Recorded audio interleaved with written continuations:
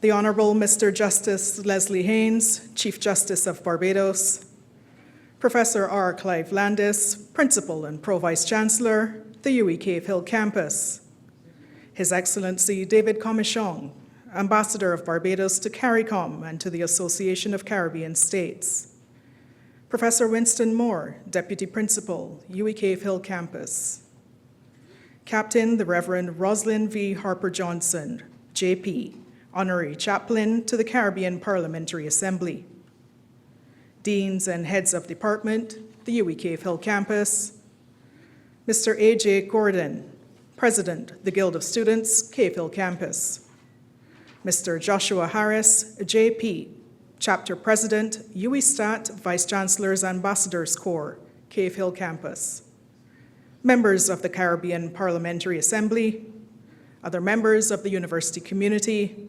distinguished guests, members of the media, our online audience viewing from various live stream platforms, ladies and gentlemen. Good evening and a warm welcome to all as you join our live broadcast from the University of the West Indies, Cave Hill Campus. My name is Christiane Walcott, and I am delighted to serve as your Master of Ceremonies for these proceedings. The official launch of the Caribbean Parliamentary Assembly under the aegis of the Cave Hill chapter of UWISTAT, Vice Chancellor's Ambassadors Corps. The expansion of the STAT acronym, of course, being Students Today, Ambassadors Tomorrow. This initiative, conceptualized and executed by the Cave Hill chapter of UWISTAT, in collaboration with the Guild of Students and the student associations of the region here on campus, is intended to assist in the growth and development of the next generation of Caribbean leaders. The Caribbean Parliamentary Assembly represents a significant initiative in regional youth development, designed to promote parliamentary literacy, civic engagement, debate, and leadership among students across the University of the West Indies. Through structured debates, panel discussions, and policy forums, the Assembly will seek to nurture the essential skills of critical thinking and diplomacy required for effective and impactful leadership, all while fostering a deeper appreciation of CARICOM identity and cooperation. As we embark on this evening's journey of ratifying this student-led parliamentary infrastructure, it is my pleasure to first invite Captain the Reverend Roslyn Harper-Johnson, Honorary Chaplain to the Caribbean Parliamentary Assembly, to invoke the presence of the Almighty as we undertake these proceedings and charge these young ambassadors with their new mission. Reverend?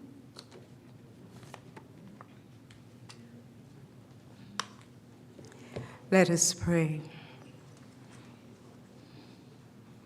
Almighty and eternal God, we gather here in this year 2026 with hearts full of gratitude for the opportunity to serve in such a platform.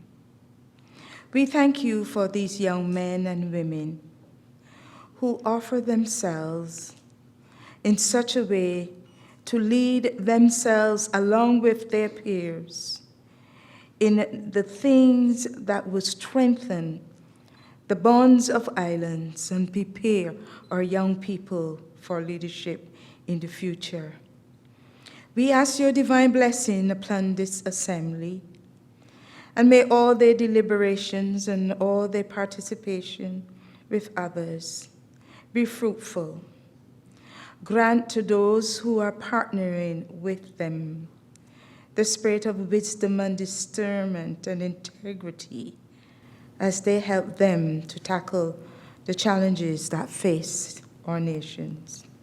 Inspire their work with a spirit of unity and cooperation, ensuring that all their decisions are just and foster prosperity among our countries.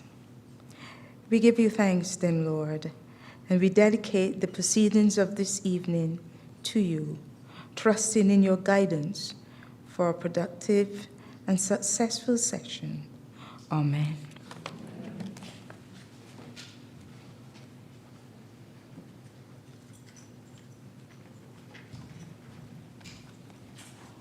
Thank you, Reverend Harper Johnson, for that very stirring invocation. One of the foundational values of this institution, and of which we are justly proud, is that we take our role and calling as an activist university very seriously. Some may bristle at this, the whole notion of calling ourselves an activist university, but this is rooted in the inalienable rights to freedom of assembly and freedom of expression. And therefore, we encourage our students when they demonstrate an interest in, and quite frankly, the courage to, undertake publicly outspoken roles and adopt philosophical postures that, in a very real sense, ultimately serve to drive our collective consciousness and development forward. At this time, it is my pleasure to welcome to the podium Principal and Pro-Vice Chancellor, Professor R. Clive Landis, to deliver the official welcome remarks for this launch event. Principal.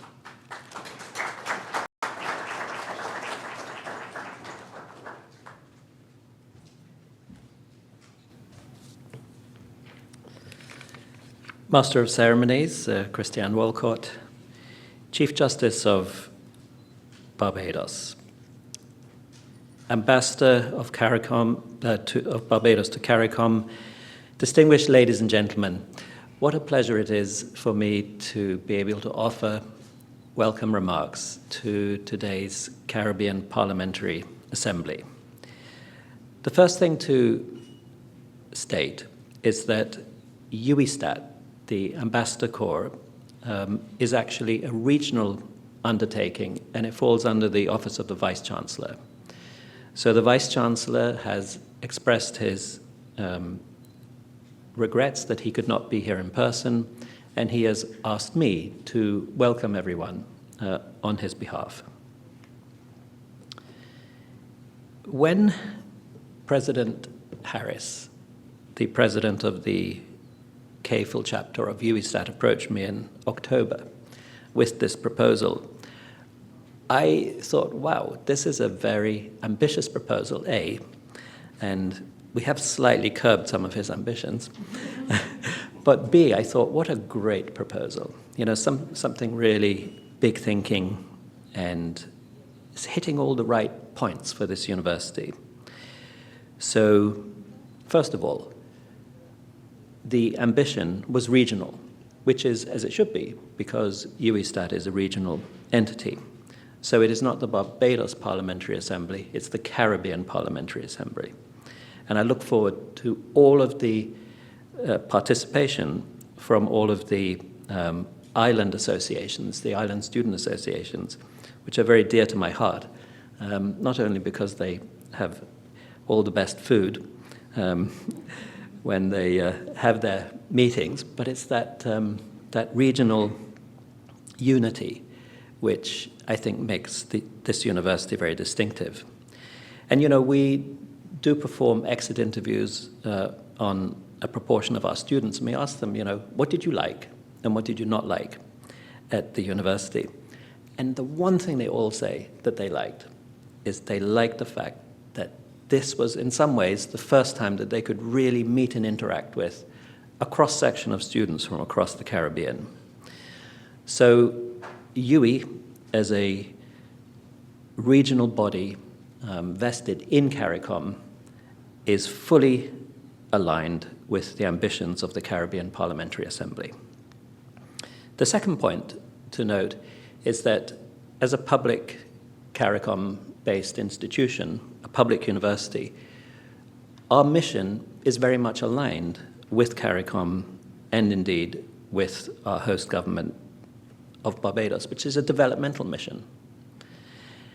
And, you know, you don't have to think about too many issues which we are in the front lines of, which actually have to do with sustainable living in the future. You know, arguably, persons like myself and my generation, well, you know, we haven't done a great job in preserving our planet, but the planet is the one that you have to live in as you go through life. So your voice is critical on issues to do with not only the planet, but sustainable living. So again, the development of the Caribbean, the safety of the Caribbean, its resilience in the face of external threats. These are issues that the youth must have a forum to air their views, to discuss them. And then at the end of it, I'm sure that there will be a summary and recommendations which actually will be fed up towards CARICOM. And as you undertake your deliberations, I want you to do it in the UWI's way, the academic, didactic way. There is far too much antagonism in this world, people not willing to actually be quiet for 5 seconds and listen to someone else's point of view, find some empathy in where they're coming from. It seems to be all about how loud we can shout and as disrespectful as we can be. And this comes, as you, I'm sure, are aware, not just from the ground up, but from the top down. I'm not talking about this region, of course, other parts of the world. So we have an obligation as a university to show how respectful dialogue can be conducted. And, you know, it's not about sort of right thinking, proper thinking, you know. It has to do with listening and debating. Universities are about finding where the truth is. I'm sure that the Chief Justice would recognize this from his courts. It comes from putting forward your viewpoints, your theories, and then having them challenged, and having this respectful debate. And at this point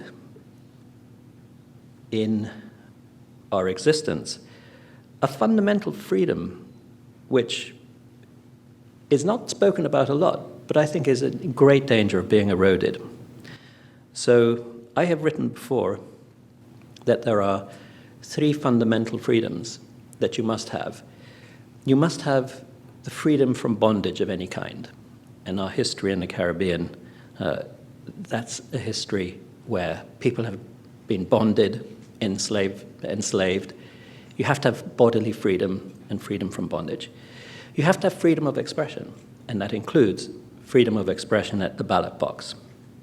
But there is another freedom which really holds together, the glue that holds together society. You have to have the freedom to disagree peacefully.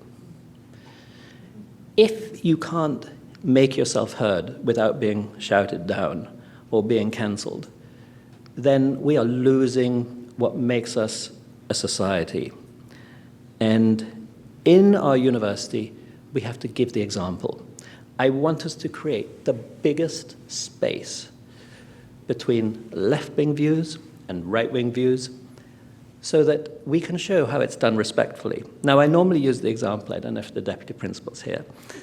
He's not here, so it's great, so I can talk about him. Oh, no. I usually give the example that, you know, in the Deputy Principal, you know, you have a dyed-in-the-wool economist. I mean, I'm not going to call you a capitalist, but maybe you are in secret. But, you know, and then in the same department, I always used to use the example of Tennyson Joseph. Now, he's actually still writing in our newspapers, but I think he's actually a communist. And they're respectful of each other. They listen to each other. And they're both, you know, at the top of their academic profession. And they have created this space in which we can have a respectful dialogue between left-wing views and right-wing views. And this is what I want you to adhere to. Christiane mentioned it, you know, the foundational principles of universities, which is a space for intellectual freedom, freedom of expression. It's a fundamental freedom. It's being eroded all over the world. And so I want you to set that example of how you go about in your debates. So once again, I thank Joshua Harris, the president of UWISTAT, Cave Hill, for having the initiative to come up with this idea. all of the students who are here looking forward to participate in the Parliamentary Assembly. And I thank our distinguished guests, the Chief Justice, who has kindly agreed to oversee the oath-taking, and Ambassador Comachon, who will be giving the keynote address. And again, Ambassador to CARICOM couldn't be a better person to speak about the importance of regional unity, particularly at this time. Thank you very much.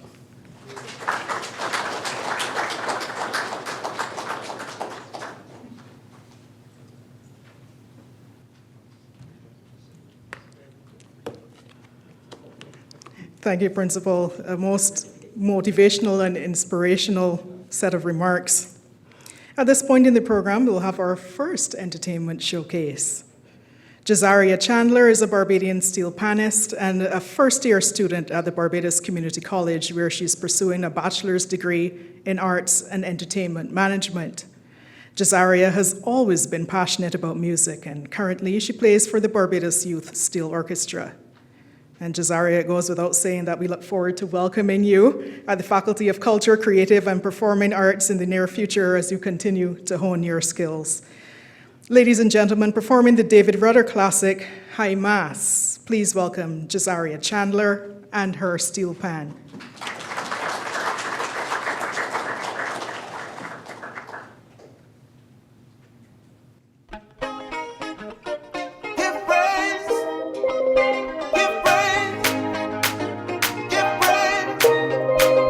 Give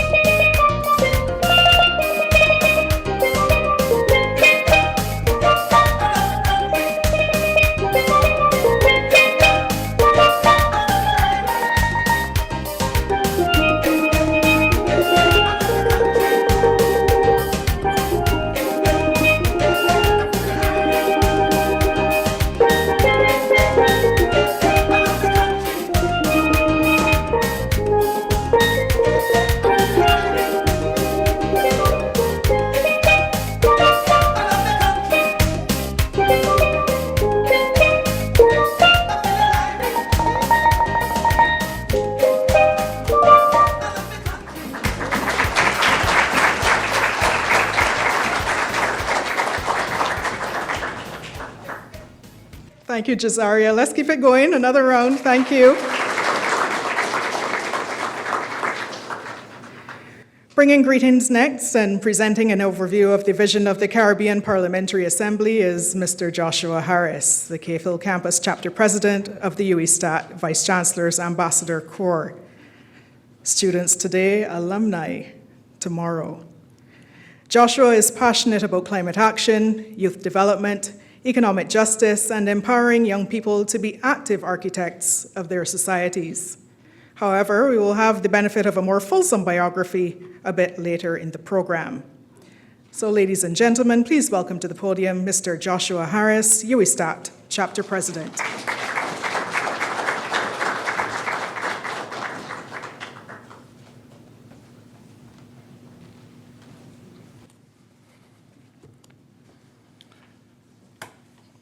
Master of Ceremonies, Miss Christiane Walcott, Chief Justice of Barbados, the Most Honorable Mr. Justice Leslie Haynes, Principal of the University of the West Indies Cave Hill Campus, Professor R. Clive Landis, Barbados' Ambassador to CARICOM and the Association of Caribbean States, His Excellency David Commichon, Deputy Principal of the University of the West Indies Cave Hill Campus, Professor Winston Moore, distinguished faculty, members of the UWISTAT Executive, members of the Steering Committee of the CPA, honored guests, fellow students, UWISTAT ambassadors, good evening. Good evening. And first, let me offer a happy UWISTAT Day to all in the room who celebrate today, which I guess may be the majority of people in here tonight. But tonight marks a defining moment in the story of student leadership at the University of the West Indies. A moment in which imagination becomes institution, in which a dream becomes a document, and in which a document becomes a living assembly of young Caribbean minds. Tonight, we do not simply inaugurate a new student's body. We inaugurate a new generation of regional leaders. Now, when the idea of creating a subsidiary body dedicated to democratic practice, civic consciousness, debate, and regional integration was conceived and discussed, my executive and I did not imagine something small. We imagined a chamber that could prepare students to lead governments, represent nations, debate policy, and think as citizens of a unified Caribbean. That vision has now taken form in the Caribbean Parliamentary Assembly. The CPA was not created to be merely symbolic. It was created to be useful. And it stands upon 4 pillars anchored in its constitution. Number 1, to create and promote regional integration, not as an abstract concept, but as a lived experience for students who will one day inherit CARICOM. 2, to strengthen civic engagement, ensuring students understand the functioning of democracy long before they step into public life. 3, to cultivate debate and policy literacy, by building a generation confident in the art of respectful disagreement and constructive solution building. And 4, to document the issues affecting our Caribbean people, utilizing research, debate, and panel discussions to shape informed action. In short, this assembly exists to ensure that the future leaders of our region are not born by accident, but prepared by design. And as I look across the left of this room, blackbirds, pelicans, and independents, I see more than just student parties. I see governments in training, shadow cabinets in formation, independent thinkers ready to scrutinize power, and most importantly, young people making the brave and uncommon decision to lead when it would be easier to sit quietly and watch. And that is why tonight is so powerful. Because for the first time in UWI's history, and certainly the region's history, students will debate regional issues in a parliamentary format, not as a club or a simulation, but as a formally constituted regional assembly under UWISTAT, grounded in a constitutional mandate and operating as a model of governance for our generation. Now, former British Prime Minister Tony Blair once declared after his 1997 election victory that a new dawn has broken.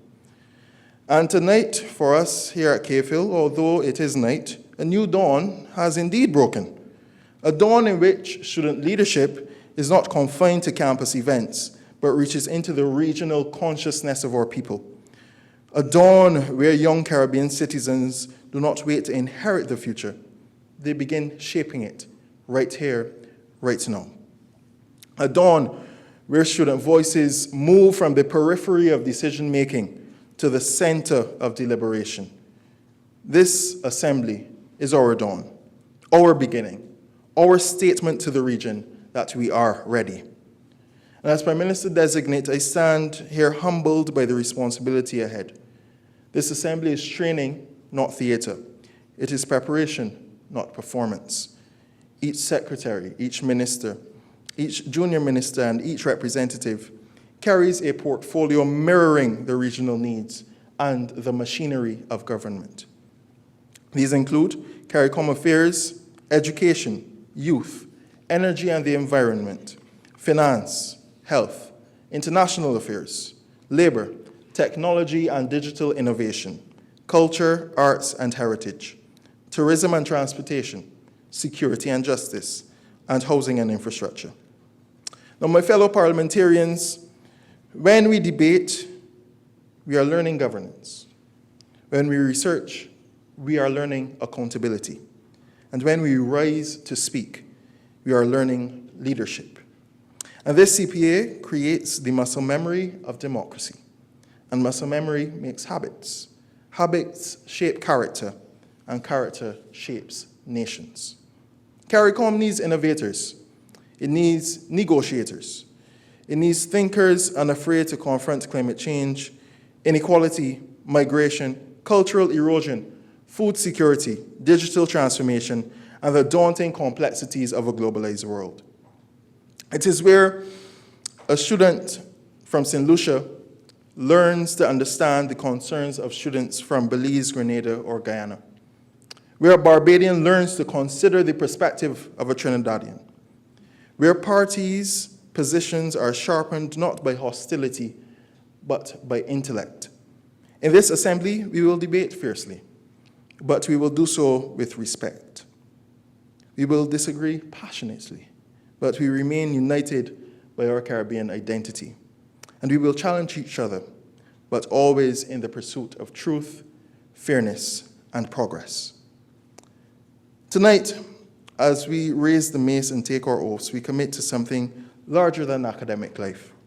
We commit to the idea that young people deserve a seat, a voice, and a role in shaping the region they will one day inherit.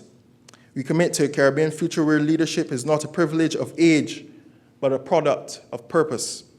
And we commit to proving through every debate, every interaction, every resolution, that this generation of UWI students is not merely ready for leadership, we are ready to redefine it.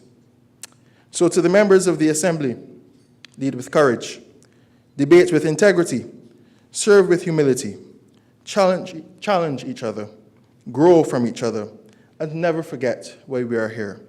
Because our region is waiting, our people are depending on us. And tonight, before this distinguished gathering, a new dawn has broken. Thank you.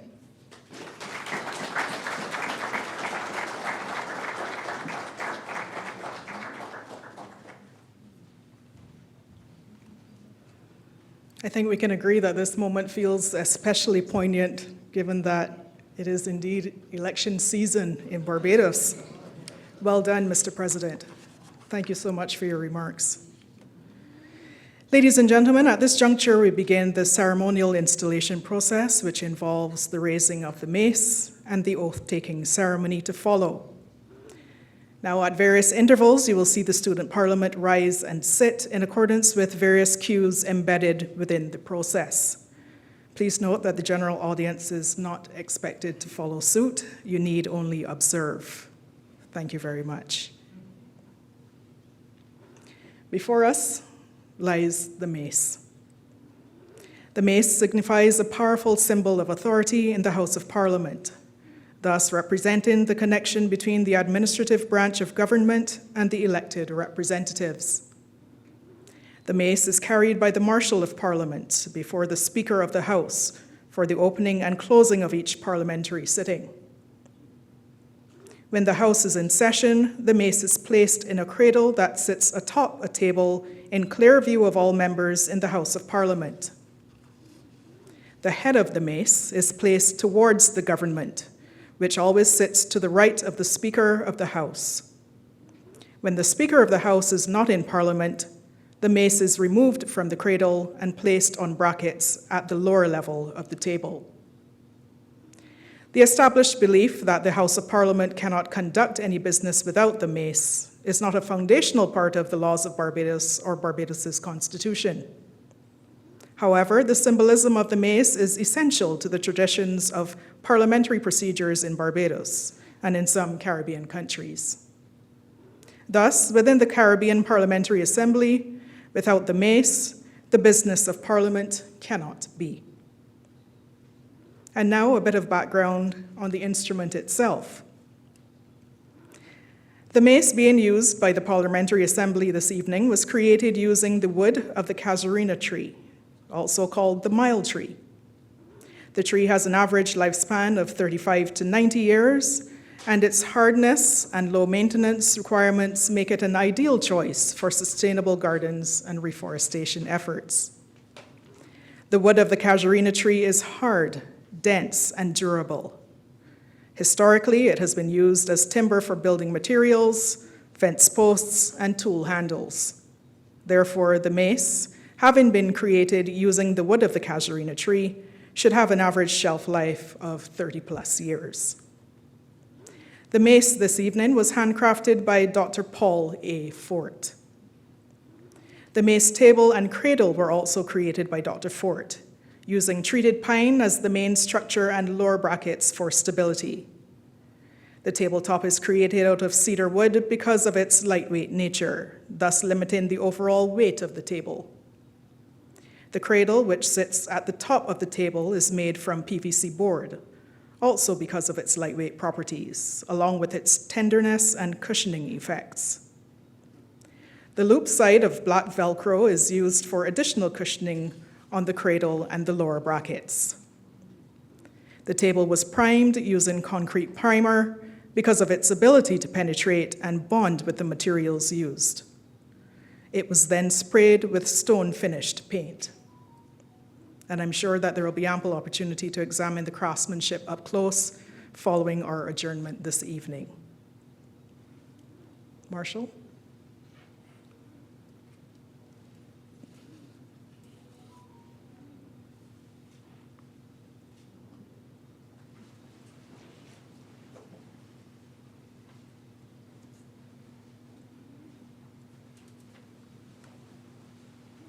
At this time, I now invite Dr. Andrea Brathwaite to take her place on the stage. She bears the Bible upon which the Prime Minister, the Opposition Leader, and the Leader of the Independents will swear as they take their oaths of leadership.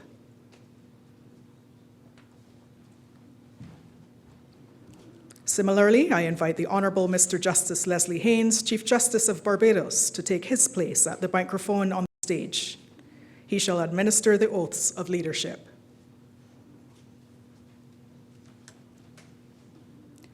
A brief biography of each oath taker will be read before the oath is taken. We begin with the Prime Minister Designate, Pelican Students Party. Joshua Harris is a dynamic Barbadian youth leader and advocate for sustainable development and youth empowerment. A student of political science here at the University of the West Indies Cave Hill campus, Joshua currently serves as president of the UWISTAT Vice-Chancellor's Ambassadors Corps, the official student representative body of the Vice-Chancellor's office across the regional university. Since assuming office in June 2025, he has championed initiatives that strengthen Caribbean regionalism, civic engagement, and youth participation in regional discourse. In August 2025, Joshua was appointed as Barbados's youth representative to the United Nations at the Food and Agriculture Organization, or FAO, where he lends his voice to advancing global discussions on food security, climate resilience, and sustainable livelihoods for small island developing states. No stranger to leadership, and certainly not one to shrink from it, Joshua previously served as president of the Barbados Community College's Student Guild, and later in the Barbados Youth Parliament. As of last week, he is a member of the latest cohort of sworn justices of the peace in this country. Joshua Harris, JP, Prime Minister.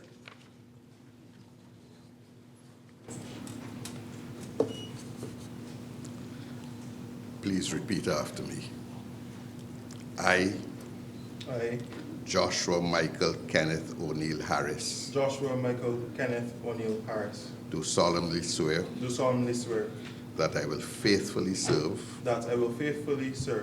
the UWISTAT Caribbean Parliamentary Assembly the UWISTAT Caribbean Parliamentary Assembly as Prime Minister, uphold its Constitution and values, its Constitution and values, and lead with integrity, fairness, and commitment to the region. So help me God. Thank you. Congratulations. Leader of the Opposition, Blackbird Students' Party. A.J. Gordon is the sitting president of the Cave Hill Campus Guild of Students. A proud Tobagonian, A.J. is a third-year student in the Faculty of Law with an interest in criminal prosecution and corporate practice. In his free time, he enjoys playing on flight simulators and scuba diving, and aspires to be a pilot in the future. As fate would have it, within the building in which we stand, the Sagicor Cave Hill School of Business and Management is offered a pathway that allows students to earn both a university degree and a Barbados commercial pilot license. Ground school training takes place right here in Barbados within the business school's state-of-the-art aviation wing, a space purpose-built to inspire innovation and mastery in aviation science. As a senior student leader at the Cave Hill campus, AJ has already amassed many credits to his name, and in each and every capacity, a hope to enrich the life of the students he serves, and a commitment to managing the affairs and the resources of the students with the highest level of integrity and diligence. He stands by Proverbs 22, verse 29, "Seest thou a man diligent in his business? He shall stand before kings. He shall not stand before mean men." A.J. Gordon, Leader of the Opposition.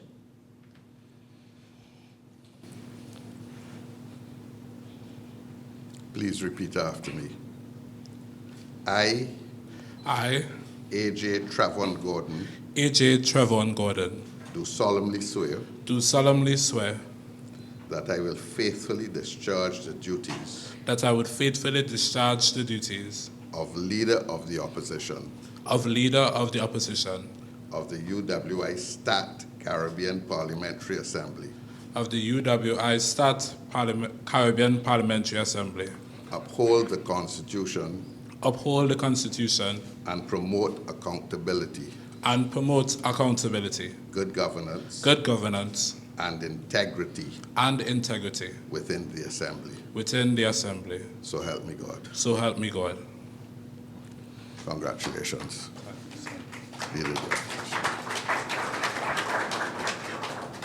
Leader of the Independent Caucus. Doris Stanley is a member of the Caribbean Youth Parliament Association. She is a first-year law student at the University of the West Indies Cave Hill campus, hailing from the island of Nevis, with aspirations of practicing in the areas of human rights and international law. Doris possesses a keen interest in governance, student leadership, and social justice issues, which has been reflected in her participation in youth parliament sittings in Nevis. During these sit-ins, she has presented on matters including sustainable development and diversity, equity, and inclusion within educational institutions. Further, she served as the president of the Nevis Literary and Debating Society for 2 years, where she was also a debater at the 52nd Leeward Island Debating Competition, in which Team Nevis came away with the 2024 championship title. At just 20 years old, Doris Stanley exemplifies the principles of excellence, leadership, and civic responsibility. Through her participation in Caribbean Youth Parliament, she remains committed to meaningful advocacy, informed dialogue, and contributing to regional democratic development. Doris Stanley, Leader of the Independents. Please repeat after me. I, Doris Taryn Zindel Stanley, I, Doris Taryn Zindel Stanley, do solemnly swear do solemnly swear that I will faithfully serve that I will faithfully serve as leader of the Independent Caucus as leader of the Independent Caucus of the UWISTAT Caribbean Parliamentary Assembly, of the UWISTAT Caribbean Parliamentary Assembly, uphold the Constitution, uphold the Constitution, and act with independence, and act within independence, integrity, integrity, and fairness and fairness within the Assembly, within the Assembly, so help me God. so help me God. Thank you. Congratulations. Our thanks to the Honourable Mr. Justice Leslie Haynes, Chief Justice of Barbados, and Dr. Andrea Brathwaite for discharging these official duties. You may be seated.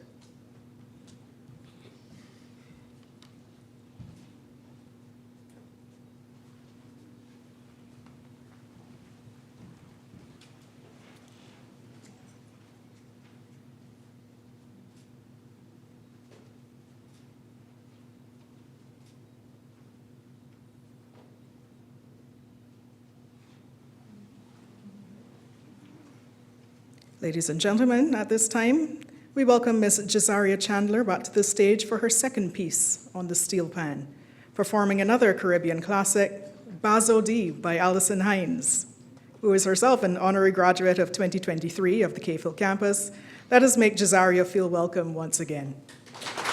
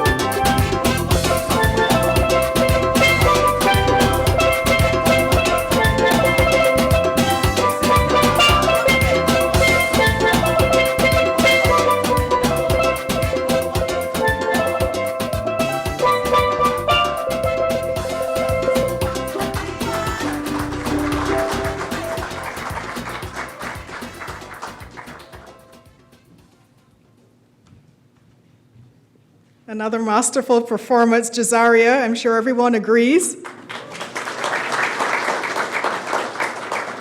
And thank you for injecting that Caribbean energy into our ceremony this evening.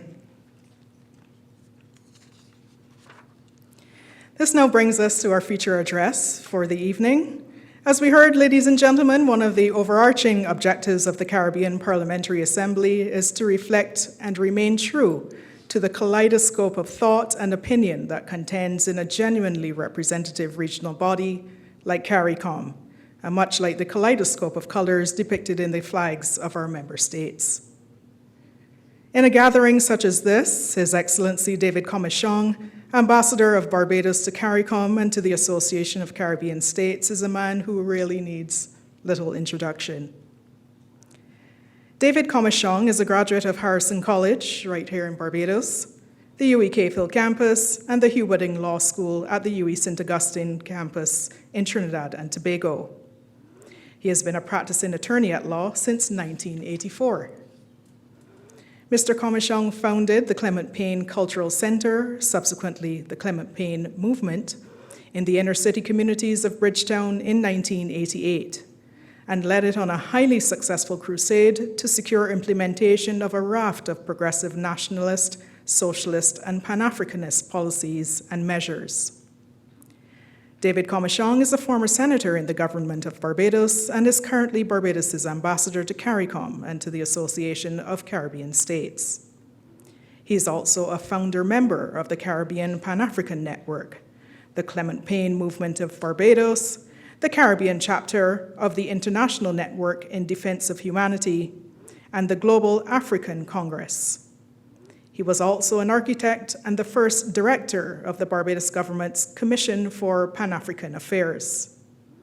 He represented the Caribbean region at the 7th Pan-African Congress in Uganda in 1994, played a key role in the United Nations World Conference Against Racism in South Africa in 2001, and has represented the diaspora on the African Union's Economic, Social, and Cultural Council, ECOSOC.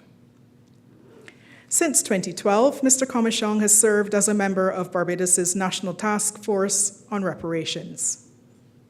He is also the author of the Wide Streets of Tomorrow, Essays and Speeches. It's the Healing of the Nation, the Case for Reparations, and the Pan-African Love Story of Arnold and Mignon Ford. Ladies and gentlemen, delivering tonight's feature address, please welcome His Excellency David Commichong, Ambassador of Barbados to CARICOM and to the Association of Caribbean States. Excellency, the floor is yours.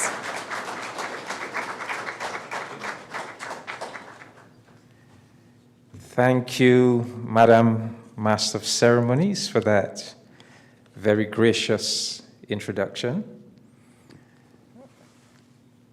Usually, I'm tempted to say, protocol having been so well established, just good evening. But on this occasion, I think that I have to embrace the opportunity for the first time to formally salute my former Law Chamber mate, our Chief Justice, the Most Honorable Mr. Justice Leslie Haynes.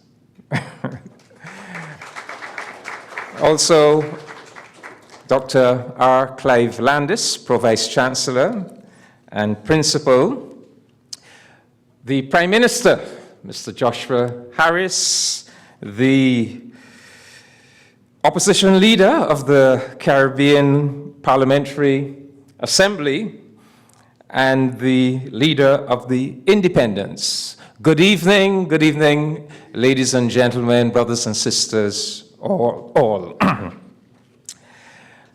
I address you this evening, and especially the young members of the Caribbean Parliamentary Assembly, in the spirit of a co-collaborator, or perhaps I should say a co-conspirator, but I'll use co-collaborator.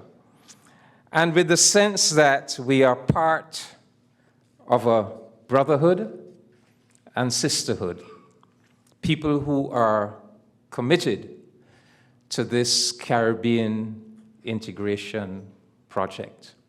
Am I right? Yes. I want to begin by saying that this is an extremely important development in our regional integration journey. First of all, it is important merely from the fact that it comes from an institution that is an associate institution of CARICOM. I speak of the University of the West Indies, a very important associate institution of CARICOM as recorded in the revised Treaty of Chaguaramas. Secondly, it comes on the heels of the implementation on the 1st of October of last year of CARICOM's full free movement regime. So something is happening in CARICOM. Last year, we were able, finally, after decades of effort, to initiate the full free movement regime where all of our people, granted, we've only started with 4 countries, but that's because the others said, you be the pioneers, you start, you put it in motion, and we will join. So something is happening. In fact, I would say that what we are doing here this evening is an important part of the journey to build back our united regional edifice, the journey that we have been on since 1962, when the West Indies Federation so tragically collapsed and left a whole set of despair all across our region. Ever since then, we have been building back like the phoenix. We've been rising from those ashes. And I'm looking straight at Dr. Koma. And we can't help but acknowledge that we have just celebrated Errol Barrow Day.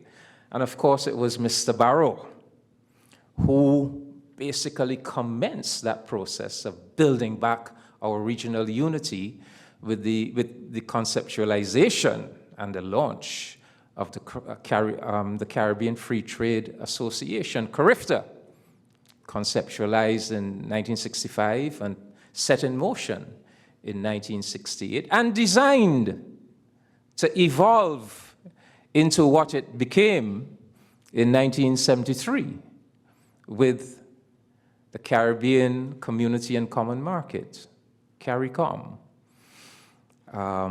going from just a mere free trade area to a community, functional cooperation, a collective foreign policy. And then after about 20 years, we took another step forward. We went a bit deeper with our integration and our coming together with the launch of the CARICOM Single Market and Single Economy. And now, we have accomplished the full free movement regime, and I trust that it will grow from strength to strength. But this development that we are all participating in this evening, I believe, will help us to accomplish some very important steps forward in CARICOM. If this development will realize its full potential, I believe, if we are able to go on from this launch this evening, to connect it institutionally with a number of the CARICOM structures, and I speak specifically of to connect it with the core of CARICOM youth ambassadors, to also connect it, and Dr. Landis hinted at this, to connect it with the various ministerial councils, including the Heads of Government Conference of CARICOM. In other words, there's absolutely no reason why the recommendations and proposals and even challenges coming from this Caribbean Parliamentary Assembly could not be fed into the various councils of CARICOM, including the highest council, the Heads of Government Conference. If that is accomplished, it will help us to do or to advance two very important objectives. First of all, it would help us to more root CARICOM in the people of the region, to give it that dynamic of people participation. And it would also help to advance the mission of the university as being an important resource for our regional integration movement. I have long said that CARICOM does not make enough use of our university and of the intellectual resources that reside within our university. So maybe this initiative, if, as I said, if it is able to feed into the various councils of CARICOM, will advance that notion that CARICOM needs to be plugging into UE more and making more use of the academic and intellectual resources of UE. I mean, a simple thing. For example, the UE, the Institute of International Relations at St. Augustine. Why isn't that more connected with our COFCOR, our Council for Foreign and Community Relations, helping to craft and to develop our foreign policy? I mean, that's just one very, very obvious example. There are many others that we can find. I also want to reflect on the fact that what you are doing, what we are launching this evening, actually harks back to and in some way revives the idea of former Barbados Prime Minister Erskine Sandiford's Assembly of Caribbean Community Parliamentarians. This was the brainchild of Prime Minister Sandiford. He pushed it and got it adopted at the historic Grand Dance Heads of Government Conference in 1989, the historic conference that produced the Grand Dance Declaration, that produced the idea of the single market and single economy. And it actually came to fruition. It was established in 1994. It was actually formally made an institution of CARICOM. If you look at the revised treaty, it is there in the revised treaty as an institution. And it actually had 3 sittings. The first sitting was in Barbados in 1996. And incidentally, this was a parliamentary body that brought together parliamentarians from all of the national parliaments of CARICOM. All full member states were allocated 4 seats in the Parliamentary Assembly, both government and opposition representatives, and the associate member states of CARICOM were allocated 2 seats each. So the whole idea was that you would deepen and broaden the regional integration movement by having this deliberative body. It was not intended to be a lawmaking body. It was intended to be a deliberative body that would periodically bring together this assembly of parliamentarians to discuss serious matters, to pass resolutions that would be sent forward to the various bodies of CARICOM. So there were 3 sessions: Barbados in 1996, Grenada in 1994, and Belize in the year 2000. And then it suddenly disappeared. It became defunct. And one wonders why it became defunct, because it seems like such a brilliant idea. But you are, in a sense, reviving that idea. And maybe what you do this evening will cause policymakers within CARICOM, the movers and shakers within CARICOM, to ask, why has this body that still exists within the treaty as an institution become defunct? Why aren't we continuing to operate it?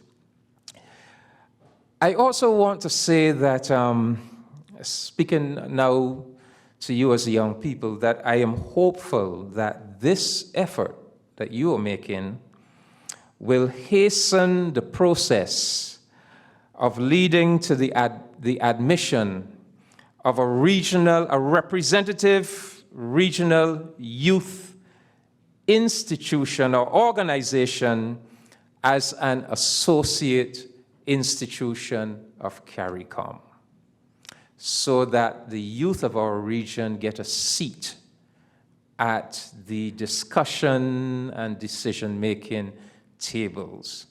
Why don't we have a regional youth organization that sits at the table as an associate institution, just like the private sector, the business sector?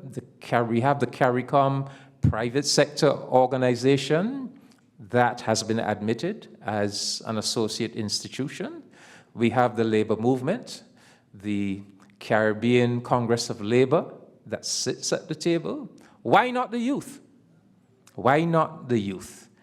I have long said that this needs to happen, and maybe what you generate here with this parliamentary assembly will lead us in that direction.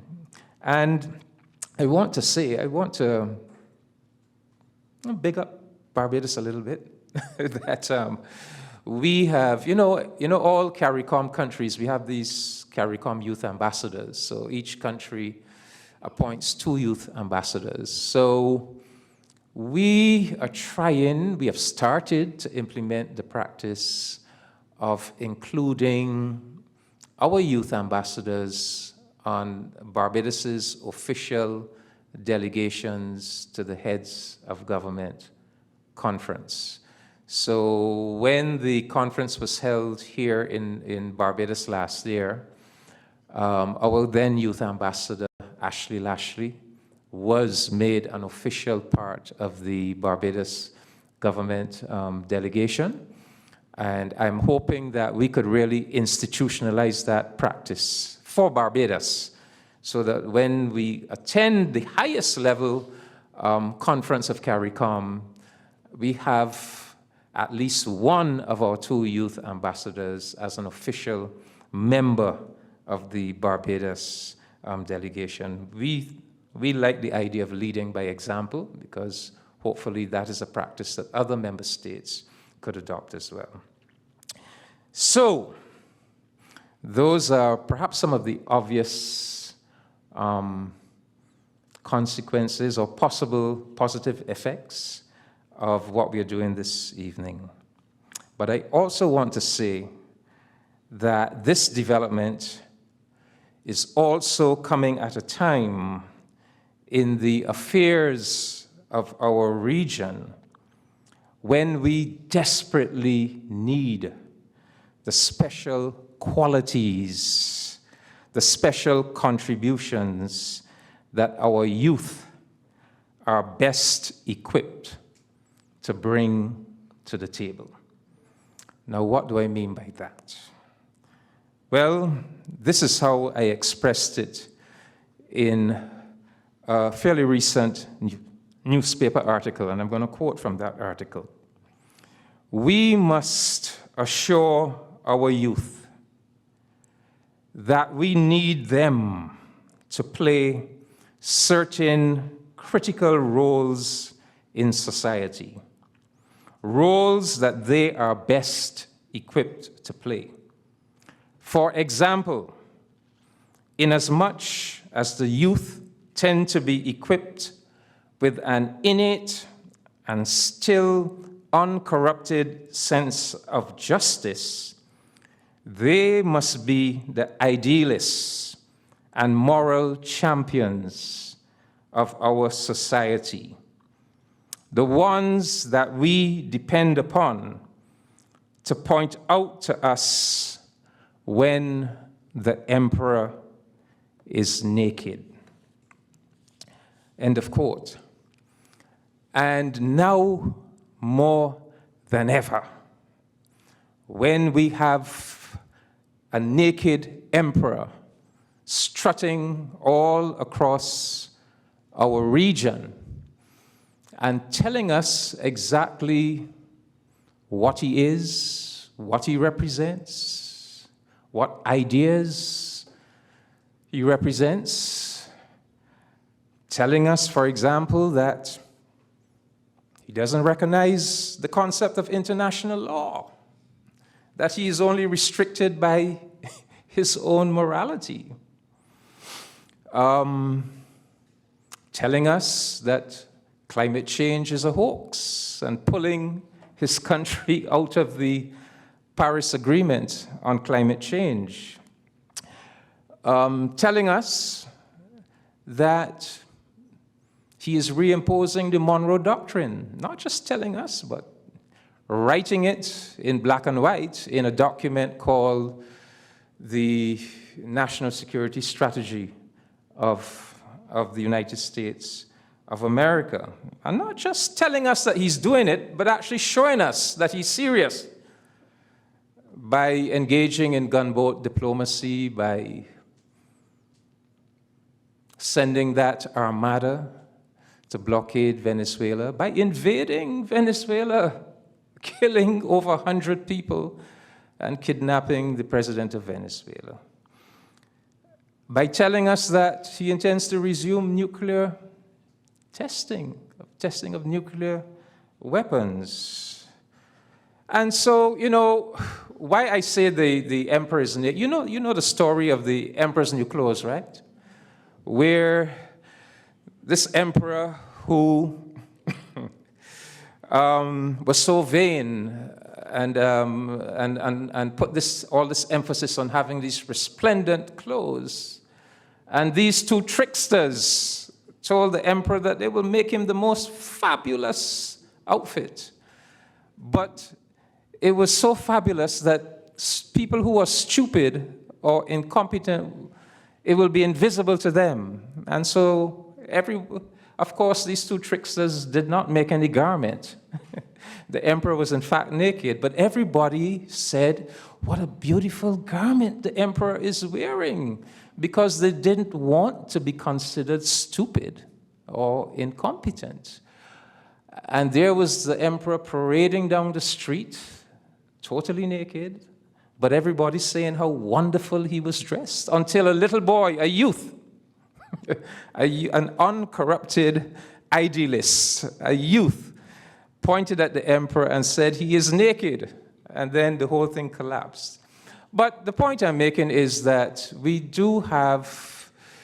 seem to be going through a period where many of our leaders are refusing to believe what their eyes are seeing. They are refusing to believe what their eyes are seeing. Because these things that I've spoken about, these things are clear. These things that are said, that are done clearly.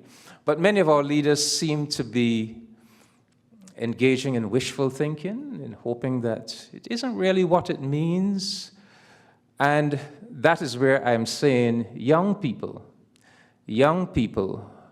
who have that clarity of vision, who have that uncorrupted sense of justice, who are able to recognize when the emperor is naked. Young people need to point that out, to help our leaders to understand that the emperor is naked. And it's so important because, you know, the stakes are very, very high. The stakes are extremely high. If we permit the whole campaign against global warming to be subverted, to be derailed, the scientists are telling us that if we breach that 1.5 degree increase, if we breach the 2 degree increase, we are likely to create a planet that is going to be extremely inhospitable for human beings. Similarly, this world is rife with nuclear weapons. This world is rife with nuclear weapons. If there is to be some episode of nuclear warfare in this world, the chances of humanity surviving are extremely slim. And if you subvert the whole multilateral system, if you delegitimize the system of international law, you are taking human civilization into some very, very dangerous waters, because it is precisely the system of multilateral law, the system that was put in place in 1945 with the United Nations and that whole multilateral system that has kept us safe from the worst excesses of warfare and perhaps even nuclear war. And then, of course, if you resurrect as the Monroe Doctrine, the Monroe Doctrine is a 19th century imperialistic doctrine that says our region is somebody's backyard, and that we are basically vassal states. So this is why I'm saying, you know, the stakes are very high, and maybe because the stakes are so high, some of our leaders are unwilling to believe what their very eyes are showing them. And this is where you young people need to see things with clarity, analyze things with clarity, and speak things with clarity. So I know I'm putting a lot on your shoulders, but it's nothing that I am not prepared to do myself. Because this is a message that really has to be spoken. It's a message that really has to be spoken. To do otherwise is really to repudiate our entire history. It is to repudiate our ancestors. It is to repudiate our sacred ancestral struggle. It is, in a sense, to repudiate ourselves and our very soul as a people.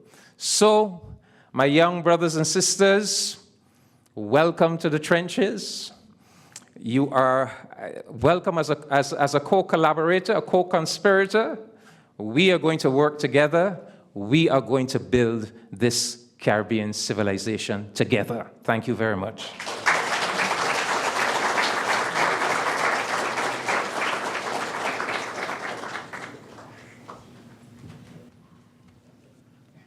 Thank you, Ambassador. You've indeed graced us with a very timely and riveting address. Your words inspire us all and serve not only as a call to action for the UWISTAT Vice-Chancellors, ambassadors, but for all of us whom you've touched with this message. Thank you, sir.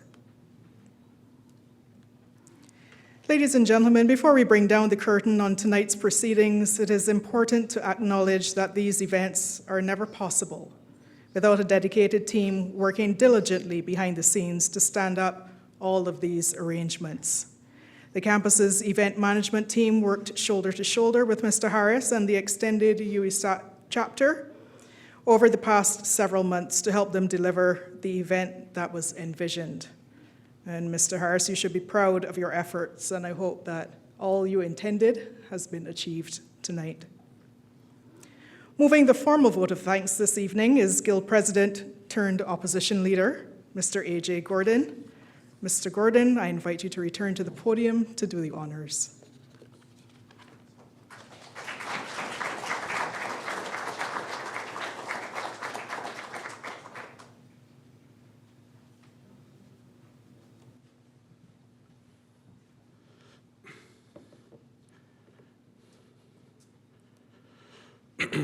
Master of Ceremonies, Mistress of Ceremonies, Chief Justice of Barbados, the Principal of the UWI campus, the Ambassador of Barbados to CARICOM, distinguished ladies and gentlemen. It is my honor this evening to extend heartfelt appreciation on behalf of the UWISTAT Corps and the Caribbean Parliamentary Assembly. First, we express deep gratitude to our host, the Principal of the UWI Cavell campus, Professor R. Clive Landis. Thank you, Principal, for opening the doors of this campus to us, for your steadfast support, and for championing youth leadership across the region. We extend heartfelt appreciation to the Chief Justice of Barbados for gracing us with your presence and for administering the oath of office with such dignity, solemnity, and care. We also offer sincere thanks to our featured speaker, His Excellency David Commission, Barbados' Ambassador to CARICOM, for his powerful, thoughtful, and timely address. We express appreciation to the Honorary Chaplain for grounding our ceremony with a meaningful invocation, and to Dr. Andrea Braffett for her presence in support of this initiative. Our gratitude is extended to the Vice Chancellor of the University of the West Indies, Sir Hilary Beckles, and to all those within the Office of the Vice Chancellery whose support was instrumental in making this evening possible. We thank you for your guidance and for your continued commitment to strengthening student leadership and regional cooperation. Further thanks is extended to the offices of the Principal, the Deputy Principal, and Student Services. We also wish to acknowledge the broader UWI family, whose work underpins this event. Special thanks to the Surgical Cavell School of Business and Management and its dedicated team, Ms. Candy King, Dr. Dion Greenidge, and all others working behind the scenes to ensure the seamless execution of tonight's program. We extend additional appreciation to the Office of the Campus Registrar, Marketing and Communications, the Office of Business Development, In Place, Campus Security, and every member of staff who contributed to this production. To our Master of Ceremonies, Ms. Christiane Walcott, thank you for steering the program with clarity, confidence, and composure. To Dr. Paul Fort, Chairman of the UWISTAT CPA Steering Committee, we are deeply grateful for your leadership, your guidance, and your steady hand in shaping this inaugural assembly. To all members of the UWISTAT CPA Steering and Planning Committee, your dedication, creativity, and countless hours of preparation have brought this vision to life. We thank you sincerely. Our appreciation also goes to Ms. Jazaria Chandler, whose musical contributions enriched our ceremony and added an uplifting artistic layer to the evening. We extend special thanks to our sponsors, whose generosity strengthened this initiative. Firstly, to one of our sponsors, Expressionism, for the UWISTAT and UWISTAT CPA memorabilia. Also to Unicoma Barbados for pledging support for this CPA and the Corps. Also to Team Action Network for the meaningful donation of the mace, an enduring symbol of authority and tradition. At this time, I also would like to especially thank Ms. Colleen Simon. If you notice the Caribbean Parliamentary Assembly logo, as well as some of the other designs here today in the graphics, she's one of our students at the UWISTAT campus, and we want to thank her. Finally, to everyone who played a role in making this evening possible, our ushers, technical teams, production staff, volunteers, the UWISTAT executive, our CPA members, caterers, and every individual who supported tonight's event, thank you. This ceremony stands as a testament to what we can accomplish when we work together with purpose. And to you, our audience, we want to thank you for joining us as we mark this historic beginning for the UWISTAT Caribbean Parliamentary Assembly. We look forward to walking this journey with you. Thank you and have a wonderful evening.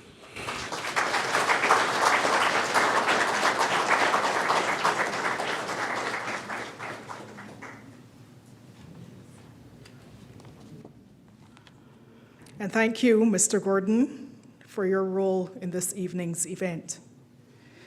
Ladies and gentlemen, as we close the ceremonial proceedings of the evening, I now invite the Marshal to escort the Speaker out of the House of Parliament.